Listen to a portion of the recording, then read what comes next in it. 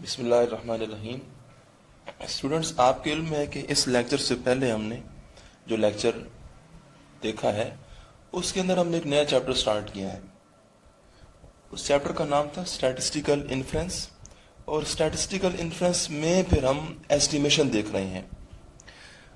तो एस्टिमेशन याद रखिए सिर्फ पॉपुलेशन के पैरामीटर्स की होती है, सैंपल की स्टैटिस्टिक की एस्टिमेशन नहीं होती है।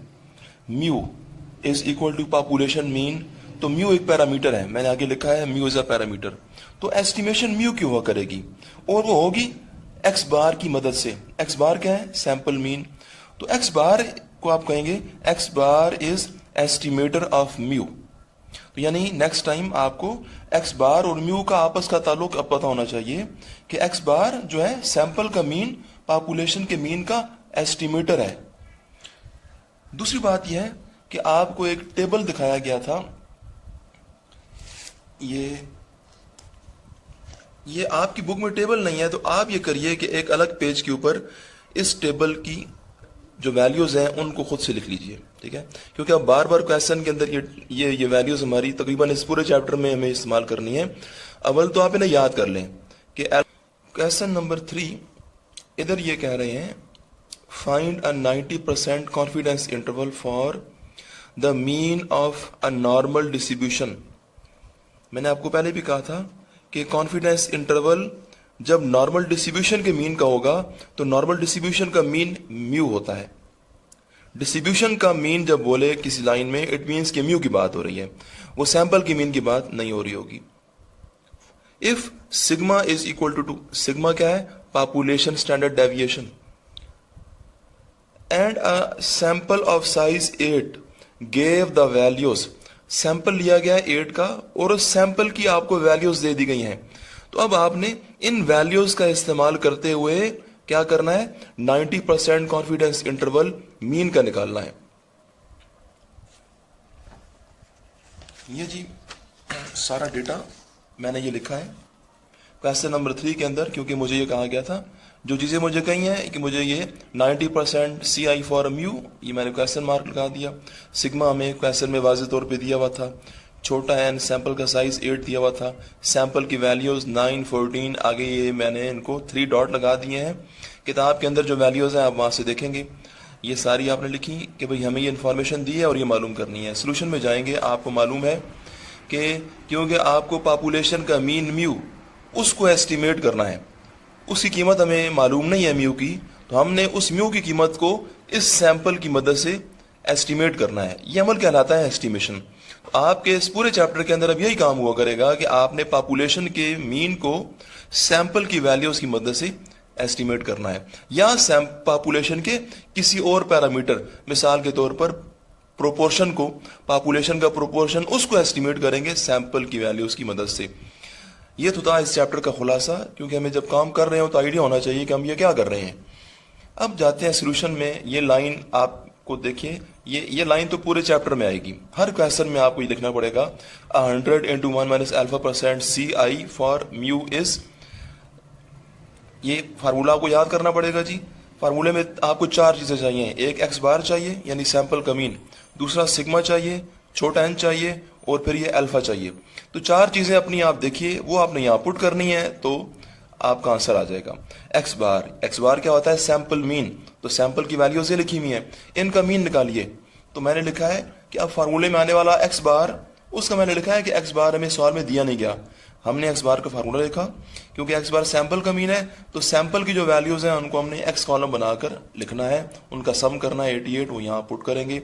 नीचे छोटा एन 8 है, वो पुट करिए, एक्स बार 11 आ गई। ये 11 अब यहाँ अपनी जगह पुट हो जाएगी। लेकिन बाकी रह गया सिग्मा, तो डायरेक्ट दिया हुआ है हमें, और एन भी दिया हुआ है अल्फा। अल्फा आपको मालूम है कि हम कहाँ से मालूम करते हैं?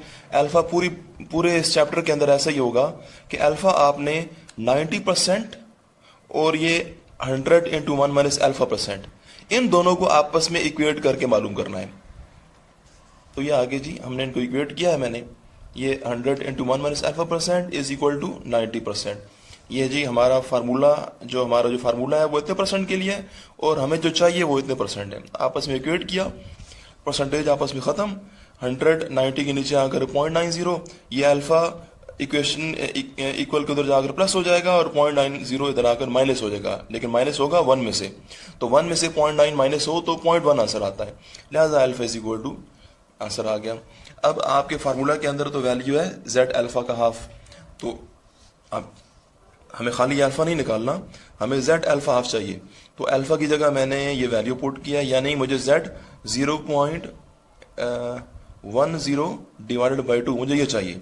अब जो टेबल मैं आपको दिखा रहा था वो टेबल, आप उस टेबल में आप पहले कॉलम में अल्फा की वैल्यू 0.1 देखिए, और जो उसके साथ कॉलम है जिसके ऊपर 2 टेल टेस्ट लिखा हुआ है, क्योंकि नीचे 2 आ रही है तो आपने इस कीमत 0.1 को 2 टेल में देखना है, तो आपको वैल्यू मिलेगी 1.645।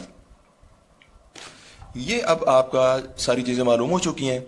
अब z अल्फा हाफ की ये वैल्यू, ये x बार की वैल्यू, ये अपनी जगह फार्मूला के अंदर पुट कीजिए, और सिग्मा और n की वैल्यू भी पुट कीजिए। ये मैंने लिखी है जी, ये लिखी है, और अब आप मल्टीप्लाई खुद करेंगे, ये 2 को डिवाइड करिए इसके रूट 8 के ऊपर और मल्टीप्लाई करें इसके साथ, एक बार माइनस एक बार प्लस करिए, तो माइनस करने से आपको 9.84 आंसर मिलेगा, प्लस करने से 12.16। तो ये जो दो कीमतें आई हैं ना, तो क्योंकि आपको पॉपुलेशन का मीन म्यू वो मालूम नहीं था, उसको एस्टिमेट करना था, तो आप अब ये बोलेंगे कि म्यू हमारा 9.84 और 12.16 के बीच में है। हम 90% कॉन्फिडेंट हैं कि म्यू हमारा इन दो कीमतों के बीच में आएगा। ये कहना कि म्यू हमारा इन दो कीमतों के बीच में आने की प्रोबेबिलिटी वो 90% है, ये बात भी गलत है, ऐसे नहीं कहना चाहिए। हमें इतना एक ही लफ्ज़ है इसके लिए कि हम 90% कॉन्फिडेंट हैं कि म्यू हमारा इन दो कीमतों के बीच में है। अच्छा, ये जो आपने दो कीमतें निकाली है ना, ये कहलाती हैं कॉन्फिडेंस इंटरवल। अब 9.84 से लेकर 12.16 के बीच में और भी बहुत सारी कीमतें होती हैं, तो वो सारा एक रेंज है पूरी, वो सारी की सारी कीमतें कहलाएंगी म्यू का कॉन्फिडेंस इंटरवल, या ये हम बोलेंगे कि हमने इंटरवल एस्टिमेशन की है। एक आपको कल एक लेक्चर में बात की थी कि दो तरह के एस्टिमेट होते हैं, एक होता है पॉइंट एस्टिमेट, एक होता है इंटरवल एस्टिमेट। तो ये तो हो गया आपका म्यू का इंटरवल एस्टिमेट। अब म्यू का पॉइंट एस्टिमेट याद रखिए कि x बार सैंपल का मीन 11, ये इसका पॉइंट एस्टिमेट है। ये म्यू का, इस पॉपुलेशन के मीन म्यू का पॉइंट एस्टिमेट 11 है बस। पॉइंट एस्टिमेट सैंपल का मीन जो होता है वो पॉइंट एस्टिमेट होता है, तो वो काम के अंदर हमें यकीनन मालूम करना पड़ता है। यानी अगर आपको पेपर में अलग से मेंशन करें कि आप पॉइंट एस्टिमेट भी निकालिए म्यू का, और म्यू का कॉन्फिडेंस इंटरवल भी निकालिए, या इंटरवल एस्टिमेट निकालिए, तो पॉइंट एस्टिमेट का मतलब आपको ये x बार की वैल्यू निकालनी है और उससे हमने लिखना है यहां पर कि which is the required point estimate of mu, और इसके साथ आप लिखेंगे which is the required 90% confidence interval for mu. तो यानी इस काम में हमारे पॉइंट एस्टिमेट ये है म्यू का, और ये है इंटरवल एस्टिमेट म्यू का। नेक्स्ट क्वेश्चन नंबर 4 है। इस 4 को करने से पहले एक बात मैं आपको बताना चाहूंगा कि अब सवालों के अंदर लाजमी नहीं है कि आपको यह कहा जाए कि पॉपुलेशन का मीन उसका इंटरवल निकालिए, ठीक है। पॉपुलेशन का लफ्ज अब लाजमी नहीं है कि हर सवाल में लिया जाए, लेकिन सैंपल का लफ्ज इस्तेमाल करेंगे। तो आपने अब यह करना है कि सैंपल जिस जगह से आ रहा होगा ना, वो आपकी पॉपुलेशन होगी। तो पॉपुलेशन उस चीज को कहे या ना कहे, हमने खुद से ये अब अपने ज़हन में रखना है कि सैंपल हमारा जिस जगह से आता है वो जगह ऑटोमेटिकली पॉपुलेशन हो जाती है, क्योंकि सैंपल पॉपुलेशन में से आता है। मिसाल के तौर पर ये क्वेश्चन है मेरे सामने, क्योंकि अब हर बार ऐसा नहीं कहेंगे आपको कि भाई पॉपुलेशन के मीन का कॉन्फिडेंस इंटरवल निकालिए, ये नहीं कहेंगे, ठीक है। अब वर्डिंग चेंज हुआ करेगी। A soft drink machine is regulated so that the amount of drink dispensed has variance 0.25।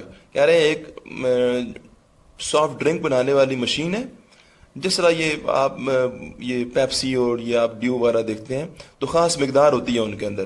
तो वो कह रहे हैं कि मशीन जो है वो काम कर रही है, उस मशीन का जो वेरियंस है, ये वेरियंस किसका है जी? मशीन का। देखिए ये लाइन पूरी लाइन और ये इतना हिस्सा, ये पूरा जुमला आपकी पूरी लाइन है, इसमें मशीन जो बोतलें भर रही है उस मशीन का वेरियंस आपको दिया हुआ है 0.25।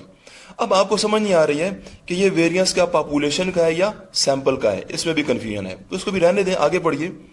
Determine 90% confidence interval for the mean content of all drinks dispensed by the machine.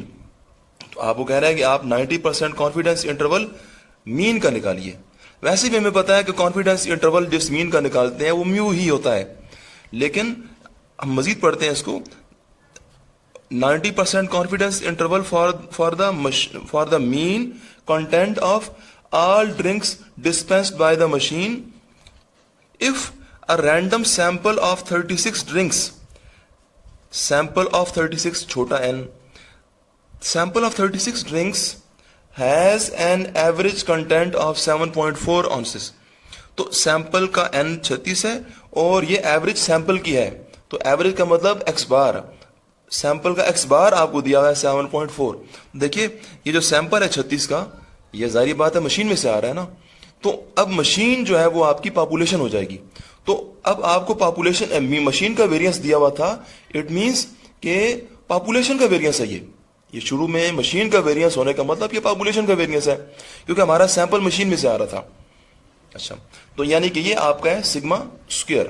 तो आपकी जो चीजें आपको चाहिए होती हैं वो आप अलग ये आपको खुद करना है, मैंने आपको हिंट्स दे दिए हैं इसके।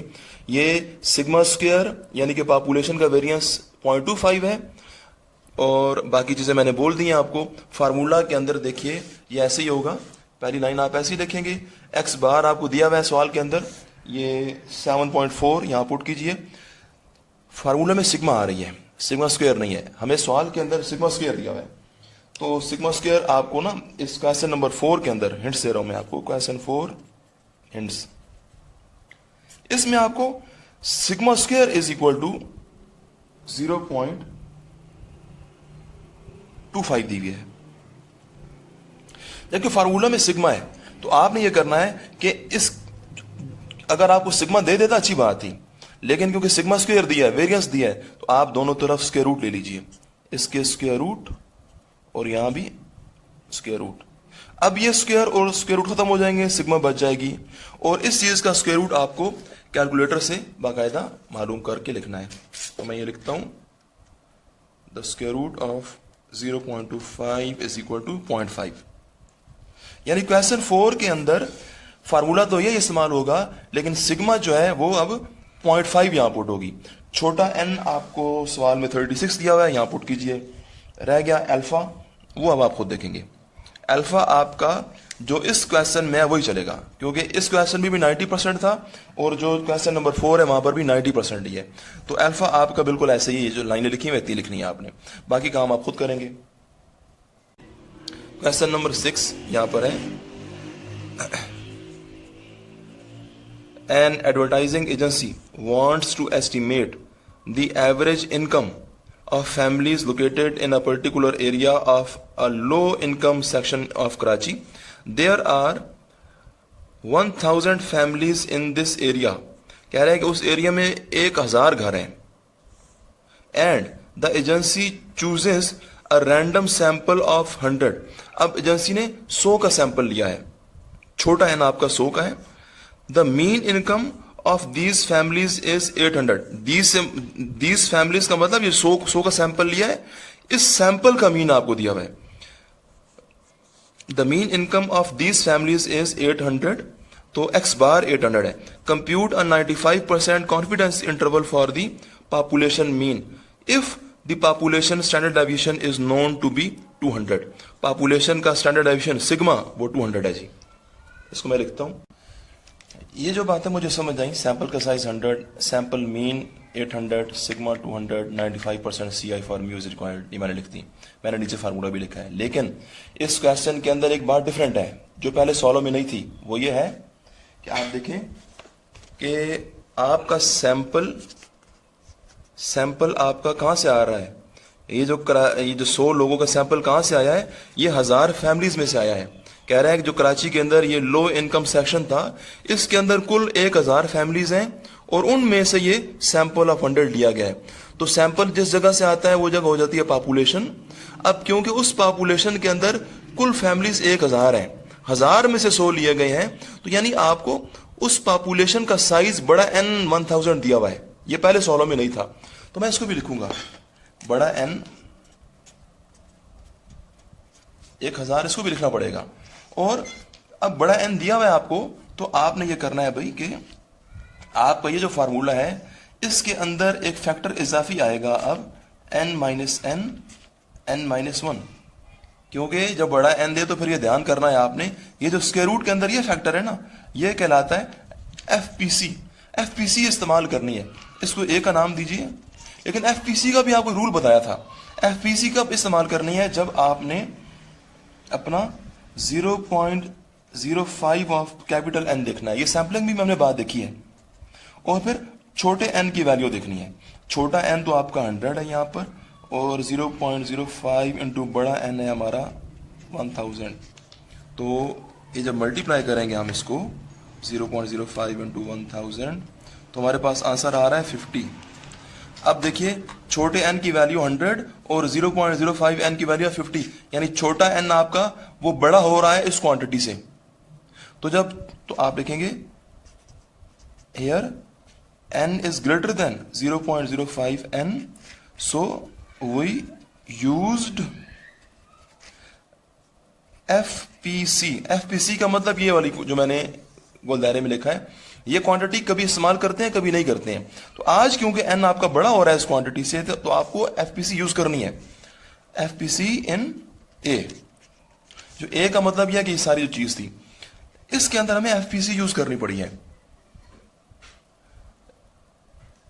तो अब आपने ये करना है कि इस फार्मूला के अंदर बस ये सारी वैल्यूज पुट कीजिए। 800 यहां पुट हो जाएगा, सिग्मा अपना आपका 200 यहां पुट हो जाएगा, छोटा n 100 पुट हो जाएगा। लेकिन अब बड़े n की जगह ये 1000 यहां पर भी और यहां भी 1000 आपको इस सवाल में पुट करना है।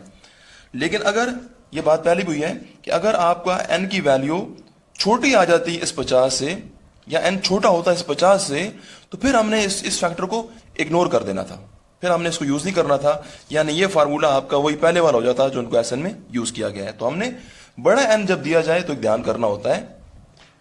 ओके, अल्लाह हाफिज़ जी।